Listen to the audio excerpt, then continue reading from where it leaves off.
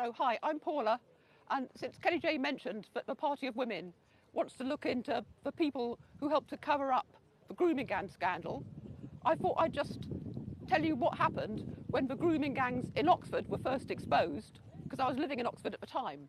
And when I heard about it, my daughter was about the same age as the victims, and like any person who's not brain dead, I was absolutely horrified. So I thought these girls are going to need a huge amount of support. It must be somebody who's doing something to support them, collecting money. Is there a charity? How can I contribute to support them? Contacted my local councillors, didn't know, didn't care. Contacted my local MP, didn't know, didn't care. And then there was something in the papers about it, because there was a group coming down from the north of England to protest against the grooming gangs, and therefore the lovely Unite Against Fascism was going to do a counter-protest, because they said that this group don't care about the girls, they're just racist. So I thought, if they think that this group coming down don't care about the girls, then surely, by implication, they do care about the girls. So therefore, I'll go along and see them and ask them what they're doing to support the girls. So my sister was staying with me, so off we went. And then we met what's now become a very familiar group of people. They had placards that you will all recognise, mass-produced by the Socialist Workers' Party. They had masks over their faces. They were young and educated, a mixture of students from a university and stupid middle-class twats who were getting together to protest this group of people. I thought they knew nothing about the girls, they didn't care anything about it. So because I'd looked it up, I knew that the group from the north of England was assembling at the railway station. So we wandered off to the railway station to see what they were like, and a completely different set of people. Didn't seem to me to be a threat at all.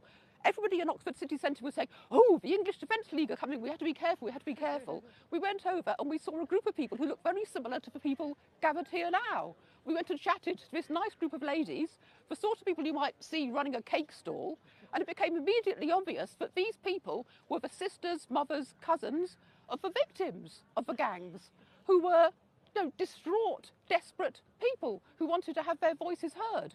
But what happened was they weren't allowed to go to the city centre. They were completely surrounded by police. I think fewer people than are here now, totally surrounded by police who marched them around the outskirts of the city centre, completely surrounding them. My sister and I followed. They stood outside St Aldate's police station, where Inspector Morse used to work. He wasn't in, unfortunately. And but were police vans waiting, with police dogs in the vans who started barking. I understand they're trained to bark on order. They also had loudspeakers which then switched on playing blaring pop music. There were a handful of people. The bloke who runs the Tesco Metro came up to my sister and me and said, I'm going to lock the doors now, do you want to come inside to be safe? So we said to him, well, if these people are racist, why would they attack two middle-aged white ladies? We'll take our chances. And what happened was the Oxford police ensured that nobody in Oxford could hear anything that these people were saying. There was me and my sister and maybe 8 or 10 other people who happened to be there. We couldn't actually hear. So then they then let the Unite Against Fascism run down the street. They were running down the street shouting Nazi, Nazi, all scarfed up. Nobody in this other group had scarves on at all. And I must say, I'm not defending the English Defence League. I'm talking about the people who went there. So we went home and had to listen to it on YouTube, because it was recorded. And one of the things they'd been talking about was the reason why they stood outside St Aldate's police station was to talk about, I might get the details slightly wrong, a 12-year-old girl who had gone to that very police station at 2 in the morning, bleeding from the groin from where she'd been raped and told to go away. So that's that. And also by escorting the police away from a station, it made everybody in Oxford in fear of these people. So nobody in Oxford was doing a flying fuck to help these girls.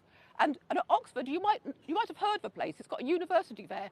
It's full of people who write books, they do research. They'll go to the top of an active volcano to collect lava. They'll go to the bottom of the Mariana Trench to collect octopus poo. But they won't walk 200 metres across Oxford City town centre on a Saturday afternoon to talk to the relatives and neighbours and cousins and victims of girls who've been raped, tortured, had their tongues nailed to the table. They're not interested. That happened in Oxford. So, I'm sorry to end on that rather horrible note, but that's why I saw with my own eyes I saw with my own eyes how there was no concern for the girls whatso fucking ever. The end. Sorry, I just made me so angry. I don't blame you.